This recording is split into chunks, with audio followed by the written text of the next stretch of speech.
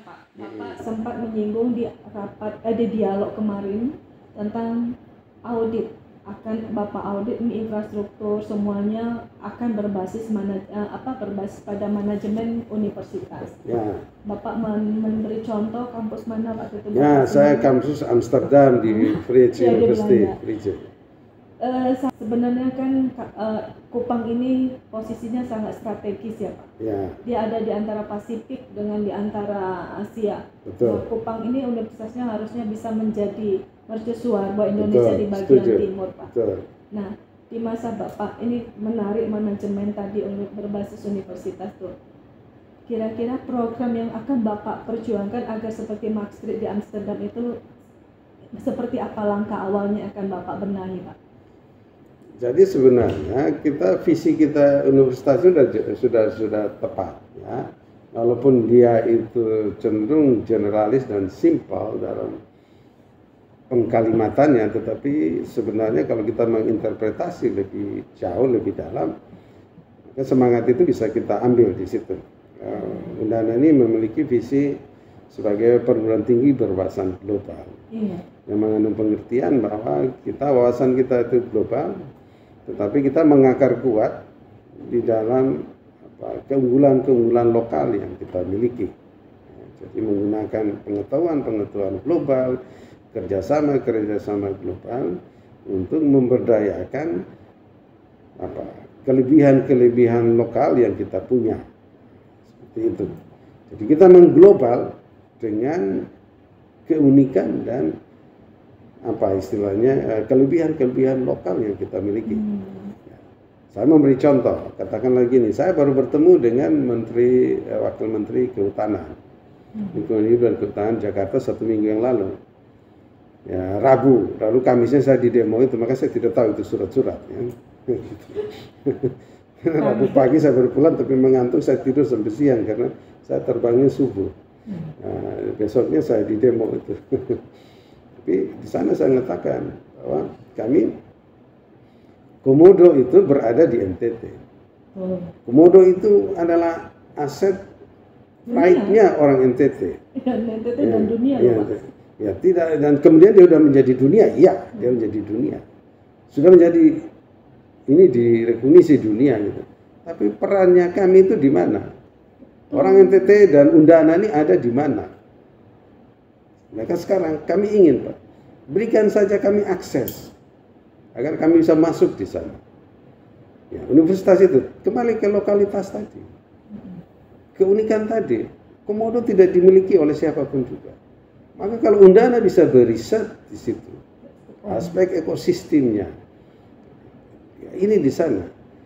Bagaimana ini semua orang bisa di sana, bukan hanya orang biologi, peternakan, kedokteran hewan, tapi kan aspek bagaimana antropologinya, bagaimana peran masyarakat di situ di dalam menunjang konservasi. Bagaimana masyarakat lokal menginterpretasikan kehadiran mereka terhadap keamanan dan kelangsungan hidup dari Komodo. Itu kan kita belum tahu. Keinginan mereka seperti apa. Karena masyarakat manusia dan alam ini, satwa liar ini, mau tidak mau mereka harus menentukan untuk hidup bersama. Nggak bisa kita mendisiplinkan manusia lalu meninggalkan satwa ini. Ya sudah sekian lama menjadi bagian dari itu. Nah, Undana ingin berperan di situ. Komodo hanya salah satu contoh. Ada sekian banyak satwa-satwa endemis di Nusa Tenggara Timur. Ada kura-kura leher ular, ada burung. Nah, itu kemarin saya dikasih itu ada contoh di situ tuh, ada beberapa lagi, ada burung kakatua jambul kuning gitu. Endemis. Situ. Ini aset kita. Budaya-budaya adat luar biasa yang kita miliki gitu. Saya bertanya kemudian ini tuh, di mana kita selama ini sebagai peneliti dari Undana, di mana peran kita? Kalau itu yang kita angkat, publikasi kita tuh luar biasa, orang lain nggak punya, Dan itu belum dimulai ya? Itu belum dimulai, tapi tidak terorganisir. Maka saya bilang kita petakan kembali roadmap penelitian kita. Roadmap penelitian kita petakan. Yang kita jual sekarang ini uniqueness. Dan apa yang kita miliki, jadi berdampak. Penelitian kita akan berkontribusi bukan hanya sekedar publikasi dan undana diketahui di mana-mana, tapi juga akan berdampak bagaimana kita conserve komodo ini supaya dia tidak punah. Suatu ironi apabila kita tidak pernah mengerjakan apa-apa tentang komodo dan dia terancam punah begitu saja. Siapa yang berdosa? Kita yang berdosa. Itu juga dengan barang endemis lain. Juga dengan ritual-ritual budaya yang kita punya. Sangat banyak. Nah, sekarang dengan konsep green economy, ya kan? Green economy dengan membuat ekoturisme. Kekuatan kita ada di situ. Nah, ini kan sudah dirintis oleh Gubernur NTT tentang pariwisata. Kita nggak perlu mengeksploitasi alam kita secara berlebihan. Tambang-tambang mangan kita yang kemudian merusak alam kita. Dan waktu kita sengsara, generasi mendatang mereka tidak menikmati lagi bukit-bukit marmer yang indah itu, lalu lahan yang indah karena sudah dikeruk semua, dirusak alam ini. Ini konsep green economy, blue economy. Tapi di sini memang ada tambang mangan banyak, Pak. Ya, kan sekarang sudah dihentikan. Tapi ada orang yang melakukan coba mulai. Karena saya coba ada satu orang berusaha terus untuk melakukan itu di perbatasan Belu, Bapak. Ya, itulah Bu Rita. Artinya begitu. Kalau kita konsepnya hanya mengeksploitasi alam saja, kita merusak alam. Sekarang konsep green economy, ya seperti itu. Maka pariwisata, ekoturisme. Peran undana itu ada di situ. Kalau kita meneliti sesuatu yang unik, kita kirimkan ke jurnal yang kompetisi tinggi, istilahnya Scopus Q1, diterima itu. Nggak pernah ada orang riset itu. Dan undana, peneliti undana terkenal di situ, undana juga terkenal di situ. Direcognize dunia. Kalau kita meneliti yang sama-sama dengan orang lain teliti, ya rekayasa genetika apalah yang ini sama yang seperti dilakukan dengan UGM, kita kalah. Sarana ini kita laboratorium nggak ada. Kita kapan mau berjuang dengan mereka? Maka kita harus datang dengan uniqueness kita, lokalitas yang kita punya. Menarik nih Pak, Bapak mengatakan tadi memetakan kembali roadmap penelitian. Ya, betul. Itu Pak, salah satu yang bagi saya itu cukup bagus ya Pak. Maksud saya di sini langkah yang akan Bapak awali seperti apa? Karena saya juga heran kenapa Undana tidak mengambil inisiatif-inisiatif yang ilmiah yang banyak sekali di sini sumbernya, termasuk pangan lokal Bapak, seperti umbi-umbian yang tidak ada di tempat lain dimanapun. Saya sudah diperkenalkan dengan seorang ibu pendeta di Alor, terus juga di sini lagi ada ubi sejenis. Maksud saya itu kan sebenarnya lahan penelitian luar biasa yang memperkaya Undana.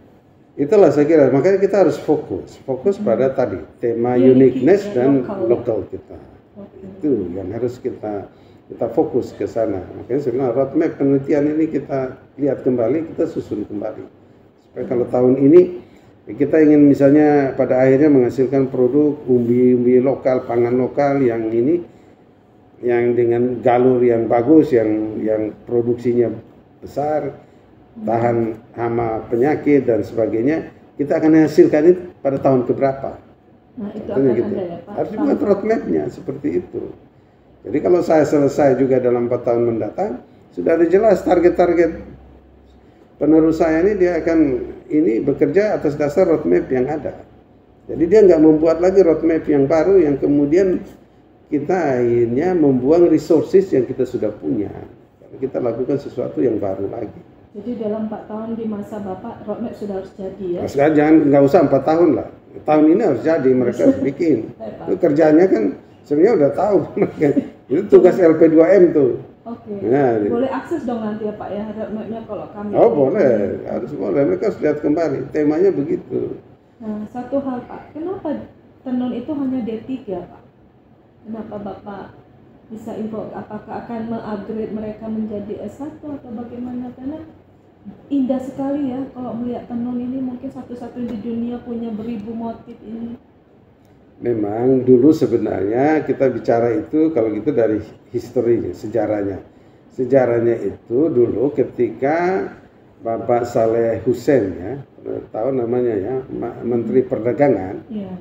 Ya, beliau datang ke Undana memiliki ide untuk bagaimana Undana bisa menjadi leader dalam hal untuk memiliki perguruan prodi-prodi vokasi untuk menghasilkan anak-anak memiliki keterampilan di dalam tenun ya, karya tenun ini.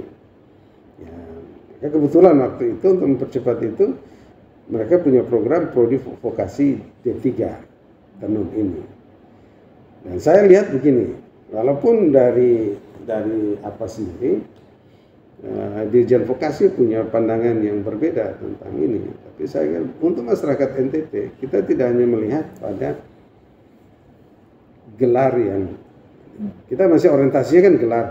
Ya, lebih bagus kalau kamu cuma diploma, mending kamu S1. Sudah S1, kenapa tidak S2? Setelah S2, kenapa tidak S3? Nah, dunia sekarang tidak membutuhkan gelar, dia membutuhkan orang itu kompetensi. Kan? Kompetensinya apa?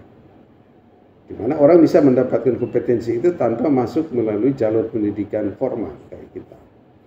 Nah, menurut saya kondisi NTT sebenarnya D3 itu udah cukup. Dia udah menguasai pengetahuan dan skill yang ada udah cukup, dan lama waktu pendidikannya ini relatif pendek. Dia bisa langsung terus bekerja. Dan orang NTT itu butuh seperti itu. Ya, butuh seperti itu. Tapi sebagian besar kita masih berpikir tentang gelar. Waduh, saya mau pokoknya harus sarjana. Kalau tidak insinyur, pokoknya ST, doktoral dan sebagainya. Tapi ketika dia tamat, lapangan pekerjaannya tidak seini. Tapi kalau orang tenun ini D3 ini orang udah pakai. Dia bisa bikin apa aja, bisa usaha sendiri dan sebagainya.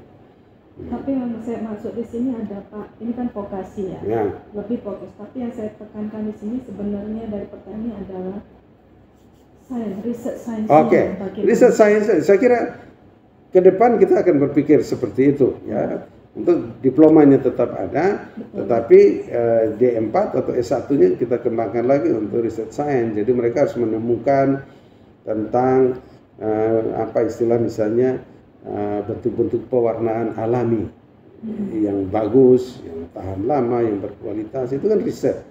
Riset itu tidak dilakukan oleh anak-anak D3 karena ini fokusnya beda. Seperti itu. Pewarnaan. Lalu kemudian bicara tentang desain. Nah, desain ini tentunya kalau kompetensi ya kompetensi sarjana. Mereka lakukan itu bahkan pada S2. Itu bisa saja demikian. Iya. Oke Bapak, saya kembali lagi menarik nih membangun budaya integritas menurut saya ya. Karena Bapak membuat statement menarik ini. Iya, apa itu? Tidak mengucapkan terima kasih pada pejabat yang dilantik karena itu sudah menjadi tugas saya mematuhi aturan. Ini menarik ya, kok ada? Ada di mana Ibu kutip? Saya rasa saya udah lupa, saya nggak pernah ngatakan gitu. Saya dapat nih di website waktu Bapak memberikan kata wejangan pertama Bapak menjadi rektor resmi. Di situ Bapak menyebut itu, dan bagi saya ini kan pesannya, saya ini pesan integritas. Maksudnya tidak harafiah bicara terima kasih itu, artinya terima kasih, tentu ada makna lebih dalam yang mungkin sampai Bapak terputus ucapan seperti itu. Enggak, mungkin itu keliru mereka tanggapannya, tapi yang saya mau katakan itu bahwa saya ada kelupaan untuk menyampaikan terima kasih kepada pejabat-pejabat lama. Nah, itu seperti itu. Jadi maksudnya demikian, saya tidak tahu ini salah kutipnya atau mereka kutipnya. Saya membacanya unik sekali. Bagi pejabat yang dilantik tidak perlu mengucapkan terima kasih. Iya, betul. Itu sudah menjadi. Kalau itu betul. Betul, itu betul. Jadi kan begini, konsekuensi dari OTK tadi. Konsekuensi dari OTK tadi, maka kita diperintah menurut Undang-Undang Permendikbudristek 25 tahun 2021 tentang OTK Undana yang baru. Maka di sini bahwa rektor memiliki hak untuk mengangkat pejabat yang baru ataupun melanjutkan masa jabatan, mengangkat pejabat yang baru menggantikan yang lama, ataupun melanjutkan, memberikan kesempatan mereka untuk melanjutkan dan menyelesaikan masa kerjanya. Jadi ada yang masih tinggal 1 tahun, ada yang mungkin tinggal bulan, nggak sampai 1 tahun. Itu maksud saya gitu. Nah, bahwa yang bersangkutan seharusnya itu kalau dengan kewenangan rektor, saya bisa memerintahkan untuk proses baru ganti yang bersangkutan. Jadi itu maksud saya adalah apa yang saya lakukan itu perintah undang-undang. Jadi mereka tidak perlu merasa berhutang budi. Oh, Pak Rektor mengambil sikap ini dengan mengambil apa istilahnya, mengambil opsi yang kedua untuk memberikan kesempatan mereka menyelesaikan masalah. Itu yang saya maksudkan. Nah, khusus bagi mereka yang mendapat kesempatan untuk menyelesaikan masalah ini, ya janganlah merasa bahwa oh ini Pak Rektor, terima kasih Pak Rektor sudah menyelamatkan saya. Bukan. Ini perintah undang-undang. Tapi bagus juga. Ya, maksud saya janganlah kemudian Anda merasa bahwa oh ini berhutang budi. Saya nggak mau orang berhutang budi kepada saya dan kemudian akhirnya bahwa mereka tidak kritis lagi terhadap saya gitu. Ya, jangan dong, kan Pak Rektor tuh orangnya baik, dia dulu yang ngangkat saya jadi gini, lalu dia kalau mau mengkritis saya atau menyampaikan sesuatu yang mungkin saya salah, dia tidak berani. Janganlah Pak, dia setiap pujian yang berlebihan itu justru bisa saja menjatuhkan kita. Jadi saya mau dari teman-teman ini, kamu bekerjalah sesuai dengan tupoksi kamu, yang target-target kinerja yang ada, tanpa harus pernah merasa bahwa ya, dia berhutang budi secara berlebihan. Itu kan perlu. Nah, ada yang mengatakan ya merasa seperti itu, saya bilang jangan, sudah merasa seperti itu. Itu maksud saya begitu. Bapak, ini mungkin pertanyaan yang lebih khusus dengan program Bapak. Ya. Bisa nggak disebutkan 3 prioritas utama program Bapak dalam 4 tahun ini yang sudah Bapak rancang atau mungkin Bapak sudah mulai jalankan yang kami belum akses? Nah, itu yang pertama. Terkait dengan yang pertama itu adalah peningkatan kualitas akreditasi perguruan tinggi. Itu menjadi prioritas karena sekarang ini kalau kita ingin mendapatkan mahasiswa, bukan hanya asal mahasiswa, tapi mahasiswa yang grade A, artinya yang lulusan terbaik 10 besar dari perguruan tinggi ada di Indonesia, apalagi di Kupang, di NTT, mereka itu kan kritis. Dia ingin milih prodi di ini, dia nanya, saya prodi ilmu komunikasi Undana itu akreditasinya apa? C, B, oh, dia nggak mau. Dia akan pilih di Bali, di mana, apalagi kalau orang tuanya mampu. Kalau dengan akreditasi, kita menjadi A atau bahkan unggul, dia nggak mikir, oh udah di mana aja sama di Undana. Maka ini akan menjadi lebih bagus. Akreditasi menjadi penting. Begitu juga. Dengan akreditasi yang baik, KIP kuliah mahasiswa ini juga naik bantuannya. Semulanya itu hanya 2,5 juta, 2,4, dia bahkan bisa jadi 9 sampai 12. Kan berarti sangat membantu mahasiswa ini. Akreditasi menjadi. Dan juga tentunya menjadi kebanggaan fakultas dan universitas itu sendiri. Akreditasi. Dan akreditasi ini tentunya pembinaan di berbagai bidang. Pembelajarannya, di sarana prasarana, kualitas dosennya. Dosen juga tidak hanya S2 saja, tapi dia harus S3 bahkan sampai kepada level ini profesor. Itu harus di situ. Kita berharapnya demikian. Jadi dengan akreditasi ini saja, maka berbagai program-program antara di situ akan naik. Bagaimana dengan dosennya?